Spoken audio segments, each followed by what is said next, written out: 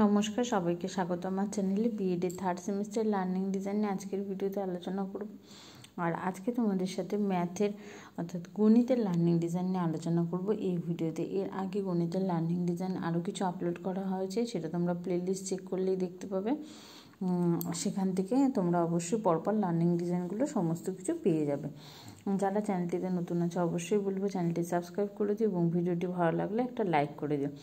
আজকে তোমাদের লার্নিং ডিজাইনটা হবে ক্লাস 6-এর উপর। আর পাঠ একক হলো 3টি সংখ্যার গসাগু ও লসাগু। আর এর অন্তর্গত উপএকক হলো গসাগু ও লসাগু সম্বন্ধে সাধারণ ধারণা, 2 নম্বর উৎপাদকের সাহায্যে গসাগু নির্ণয়, 3 নম্বর উৎপাদকের সাহায্যে লসাগু নির্ণয়, 4 নম্বর বলা হয়েছে গসাগু ও লসাগু সংক্রান্ত বিভিন্ন সমস্যা।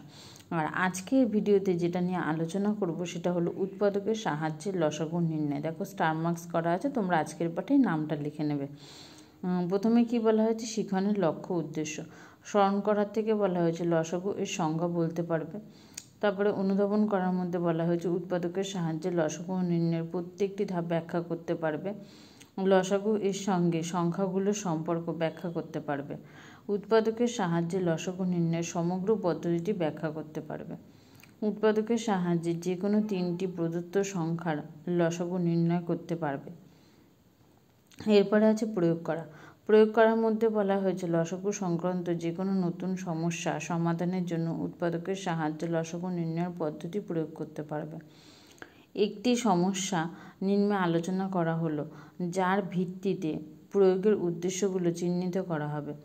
আমাদের কলেজের 3টি বেসিনের জলের কলগুলোর প্যাচ কিছুটা বিকল হয়ে গেছে, ফলে কল বন্ধ করার পরও কল থেকে ফোঁটা ফোঁটা জল পড়তে থাকে। প্রথম, দ্বিতীয় ও তৃতীয় কল থেকে যথাক্রমে 4 সেকেন্ড, 5 সেকেন্ড ও 6 সেকেন্ড অন্তর জল পড়তে থাকে।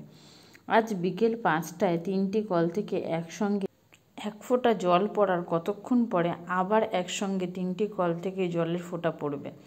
সমস্যাটি শিক্ষার্থীদের কাছে নতুন। সমস্যাটি সমাধান করার জন্য 3টি সংখ্যার লসাগু নির্ণয়ের পদ্ধতি ব্যবহার করা যাবে, তা শনাক্ত করতে পারবে। এটা তোমাদের তথ্যগত জ্ঞানের মধ্যে পড়ে। সমস্যাটি সমাধান করার জন্য লসাগু নির্ণয়ের প্রত্যেকটি স্তর বিন্যাস করতে পারবে, এটি ধারণাগত জ্ঞানের মধ্যে পড়ে। তারপরে বলা হয়েছে সমস্যাটি উৎপাদকের সাহায্যে লসাগু নির্ণয়ের পদ্ধতি ব্যবহার করে সমাধান করতে পারবে, এটি পদ্ধতিগত জ্ঞানের মধ্যে পড়ে। এর পরবর্তী পয়েন্ট হলো বিশ্লেষণ করা। পাটিগণিতের অন্যান্য ধারণার সঙ্গে উৎপাদকের সাহায্যে লসাগু নির্ণয়ের পদ্ধতি সম্পর্কযুক্ত করতে পারবে, এটি ধারণাগত জ্ঞানের মধ্যে পড়ে। নতুন বাস্তব সমস্যা সমাধান করার জন্য সমস্যাটিকে উপযুক্তভাবে বিশ্লেষণ করতে পারবে, যাতে উৎপাদকের সাহায্যে লসাগু নির্ণয় পদ্ধতি ব্যবহার করা যায়, এটি পদ্ধতিগত জ্ঞানের মধ্যে পড়ে। এর পরবর্তী হলো মূল্যায়ন করা। 2টো সংখ্যার লসাগু এবং 3টে সংখ্যার লসাগু নির্ণয় করতে কোনটিতে বেশি শ্রম ব্যবহার করা হয় তা বিচার করতে পারবে, এটি অধিজ্ঞানের মধ্যে পড়ে। তারপরে হচ্ছে বাস্তব সমস্যা সমাধানের ক্ষেত্রে কমপক্ষে বা সর্বনিম্ন শব্দটির ব্যবহার থাকলে বেশিরভাগ ক্ষেত্রে যে লসাগু নির্ণয়ের পদ্ধতি ব্যবহার করতে হয় তা যাচাই করতে পারবে। লসাগুর ধারণা ব্যবহারের সম্ভাব্য ক্ষেত্রগুলো চিহ্নিত করার পরিকল্পনা করতে পারবে, এটি অধিজ্ঞানের মধ্যে পড়ছে। এরপরে আছে শিক্ষার্থীদের বিশ্লেষণ এবং প্রাসঙ্গিকতা। বর্তমান পাঠের পরিপ্রেক্ষিতে শিক্ষার্থীদের সাধারণ বৈশিষ্ট্যাবলী এবং প্রারম্ভিক আচরণ সুনিশ্চিত করার জন্য শিক্ষক মহাশয় নিম্নলিখিত প্রশ্নগুলো করবেন। এ বলা হয়েছে কি গুণিতক কি, বি 5-এর গুণিতকগুলি লেখো। তারপরে বলা হয়েছে সি 2টি মৌলিক সংখ্যার লসাগু কত।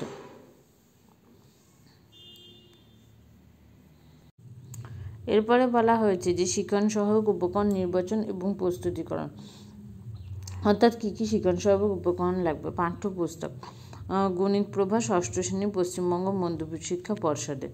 আবার পাঠ সহায়ক উপাদানের মধ্যে কী বলছে, চক, ডাস্টার, ব্ল্যাকবোর্ড, চার্ট। শিখন কৌশল, শিখন কৌশলের মধ্যে কী আছে দেখো। প্রথমে আমরা একটা ছক করে নেব, বাঁদিকে লিখবো শিখন ক্ষেত্র আর ডান দিকে হচ্ছে প্রাসঙ্গিক কৌশল। শিখন ক্ষেত্রের মধ্যে কি বলা হয়েছে, যে কোনো 3টি সংখ্যার লসাগু নির্ণয়। ডান দিকে দেখো দেওয়া আছে যে শিক্ষক মহাশয় বোর্ডে 16, 24, 30 3টি সংখ্যা লিখবেন এবং নিম্নরূপে লসাগু নির্ণয় করে দেখাবেন। এ বলা হয়েছে প্রতিটি সংখ্যার গুণনীয়ক লিখতে বলবেন। বি কোনো গুণনীয়ক কোন সবথেকে বেশিবার এসেছে তা নির্ণয় করতে বলবেন। সি বলা হয়েছে লসাগু কী তা ব্যাখ্যা করবেন। এরপরে 2 নম্বর বলা হয়েছে জটিল উদাহরণ প্রদান। শিক্ষক মহাশয় বোর্ডে নিম্নলিখিত সমস্যাটি লিখবেন এবং প্রশ্ন করবেন। 6, 8, 10, 12 দিয়ে বিভাজ্য সংখ্যা নির্ণয় করো যা 300 ও 500-র মধ্যে থাকবে। শিক্ষার্থীদের সহায়তায় 6, 8, 10, 12 এদের গুণনীয়কগুলো নির্ণয় করবেন। কোনো নির্দিষ্ট গুণনীয়ক সবথেকে বেশি কতবার এসেছে তা নির্ণয় করবেন। সবগুলি গুণনীয়ক সবথেকে বেশি যতবার এসেছে সেগুলো সব একসাথে গুণ করে গুণফল নির্ণয় করবেন এবং লসাগু নির্ণয় করবেন।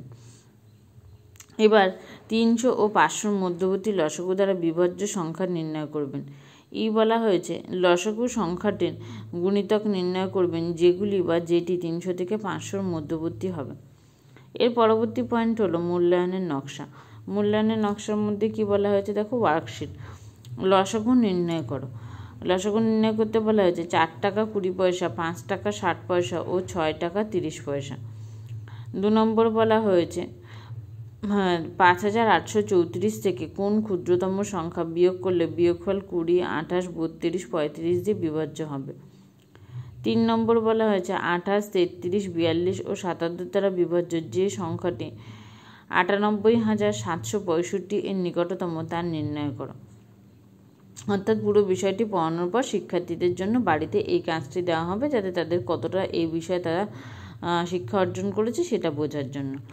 দেখো এরপরে দেখে নেব যে সংশোধনী পাঠের প্রয়োজন, অর্থাৎ কারোর কোনো বিষয়ে সমস্যা থাকলে সেই জিনিসটা শিক্ষক মহাশয় সমাধান করবেন, যেটাকে বলা হচ্ছে দুর্বলতা যাচাই করবেন। এবং সেগুলো যেমন প্রথমে কি বলা হয়েছে বিভিন্ন একক বা মিশ্র থেকে সম এককে পরিবর্তনের দুর্বলতা, আর বি বলা হয়েছে সঠিকভাবে যুক্তি প্রয়োগের দুর্বলতা, এগুলো সমাধান করার চেষ্টা করবেন। এই পর্যন্তই ছিল সম্পূর্ণ ভিডিওটি ভালো লাগলে অবশ্যই একটা লাইক করে দিও। পরবর্তী লার্নিং ডিজাইন নিয়ে নেক্সট ভিডিওতে আলোচনা করবো। এখানে ভিডিওটি শেষ করছি।